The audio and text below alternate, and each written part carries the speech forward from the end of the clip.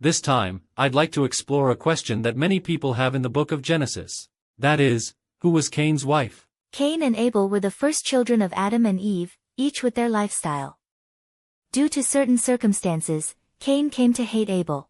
Now, let's take a look at the story of Cain and Abel as written in the Bible. Adam and Eve, who were expelled from the Garden of Eden, became aware of each other as man and woman for the first time and loved each other. Eventually, Eve became pregnant and gave birth to a son named Cain. Eve rejoiced, saying, "I have borne a son by the grace of the Lord." After a while, Eve became pregnant again and gave birth to another son. They named him Abel and raised him dearly. As they grew up, Cain became a tiller of the ground, and Abel became a keeper of sheep. One day, Cain brought the fruits of the ground as an offering to the Lord. Similarly, Abel also brought the firstlings of his flock, the choicest ones without blemish. The Lord looked with favor on Abel and his offering, but did not look with favor on Cain and his offering. So Cain was very angry, and his countenance fell. The Lord said to Cain, "Why are you angry, and why has your countenance fallen? If you do well, will you not be accepted? And if you do not do well, sin is lurking at the door. Its desire is for you, but you must master it." Afterwards, Cain spoke to Abel, saying, "Let's go out to the field." When they were in the field, Cain attacked his brother Abel and killed him. Then the Lord appeared to Cain and asked, "Where is your brother Abel?" Cain replied, "I don't know. Am I my brother's keeper?" The Lord said to Cain, "What have you done? Your brother's blood is crying out to me from the ground. Now you are cursed from the ground, which has opened its mouth to receive your brother's blood from your hand. When you till the ground, it will no longer yield to you its strength. You will be a fugitive and a wanderer on the earth." Cain said to the Lord, "My punishment is greater than I can bear. Today you have driven me away from the soil, and I shall be hidden from your face. I shall be a fugitive and a wanderer on the earth, and anyone who meets me may kill me." Then the Lord said to him, "Not so. Whoever kills Cain will suffer a sevenfold vengeance." And the Lord put a mark on Cain. God did not take Cain's life as punishment. Moreover, people were made unable to take his life. He lived to endure the punishment for his sin. This is the story of Cain and Abel written in the Bible.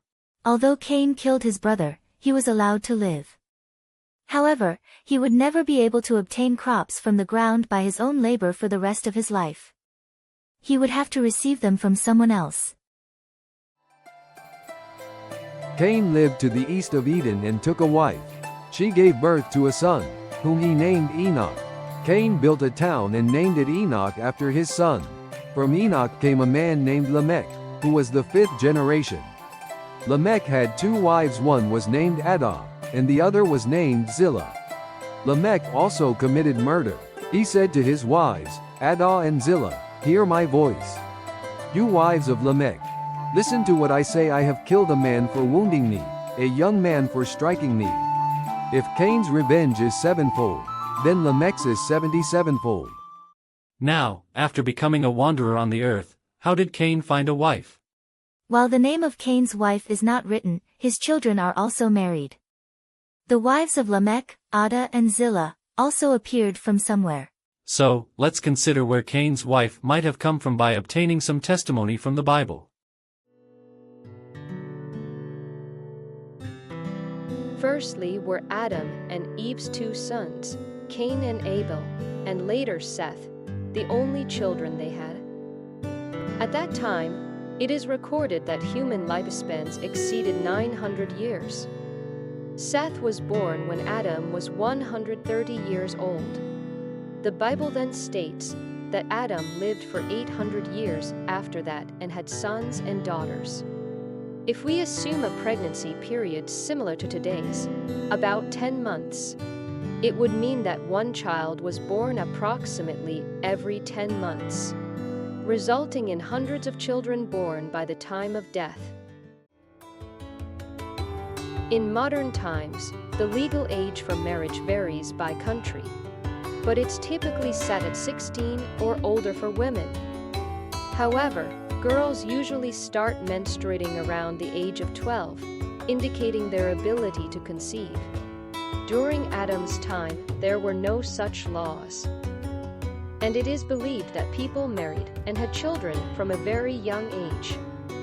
In the Gospel of Luke, it is written that Jesus, at the age of 12, stayed back alone in Jerusalem, conversing with the teachers. In the Gospel of Mark, it is mentioned that the daughter of the synagogue leader, who was healed by Jesus, immediately got up and began to walk after being sick. It is written that she was 12 years old, indicating she was old enough, essentially an adult. Additionally, even in modern Jewish society, there is a custom called bar mitzvah, marking the age of adulthood, which is 13 years old. In Jesus' time, the concept of age 0 didn't exist, so 12 years old at that time would be equivalent to 13 years old today. In the early stages of Genesis, during Adam's time, it's possible that people had children at quite young ages.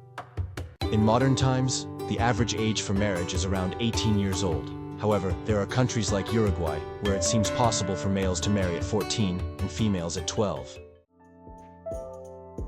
If Adam and Eve had only sons, history would end there. The Bible also mentions that daughters were born to them.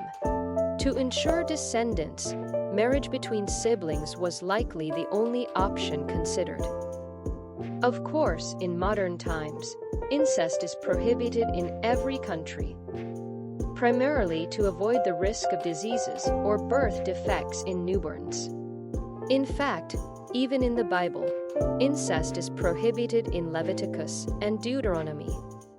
After Noah's flood, Abraham married his half-sister Sarah. Isaac married Rebekah, the granddaughter of Abraham's brother. And Jacob married Rachel, his mother's brother's daughter. There was an interval of over 1,000 years until the time of Moses. And during that time, marriages between second or third cousins seemed to be quite common. Even in modern times, incest is prohibited.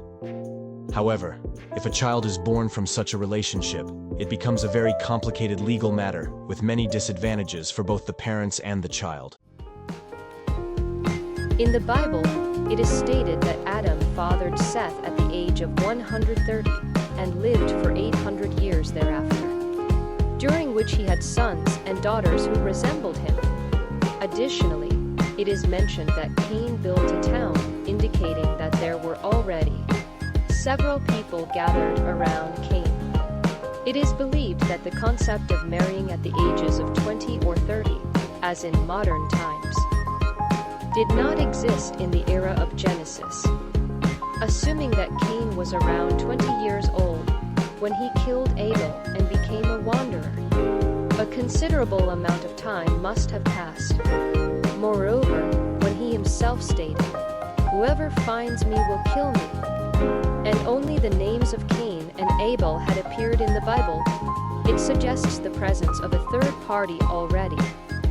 As a bold hypothesis, if Cain met his wife at the age of 400, by then, Adam and Eve would have had a significant number of children.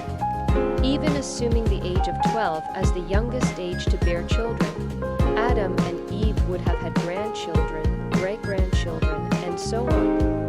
If those descendants continued to have children and grandchildren, the population at that time would have increased explosively, given their lifespans of 800 or 900 years. From among those descendants, it would not be surprising if someone came to Cain's town and became his wife. The lifespan was said to be up to 120 years after Noah's flood. In the time of Genesis, even at ages like 300 or 400, people were youthful, which is hard to imagine in today's terms. While modern people tend to think about things within their own allotted time, the sense of time in the Bible is unique. It's common for a span of about 100 years to pass within just one sentence. It's merely the reader's assumption to think that the period of Cain killing Abel, becoming a wanderer, and that whole period ending would only take 1 or 2 years. Even if Cain wandered the earth for 100 or 200 years, considering the lifespans of the people in Genesis, it's not at all surprising. Anyway, from the moment Cain was told by God, "You will be a restless wanderer," to the point where he meets his wife and has children, only one sentence is spent. It simply stated, "Then Cain went away from the presence of the Lord and settled in the land of Nod, east of Eden." It's free to think that this period could have been a few hours, days, or even years. But it's a mistake to assume that Cain was the only person around based solely on preconceptions. The above is the sequence of events from when Cain met his wife to when Cain was born. There may be various speculations, but if it is written in the Bible that humanity was born from Adam and Eve, then we must consider that. In fact, Cain had children, and it is known that his descendants existed until Noah's flood. That concludes the discussion on Cain's wife. Thank you for watching until the end. If you enjoyed, please consider subscribing to the channel.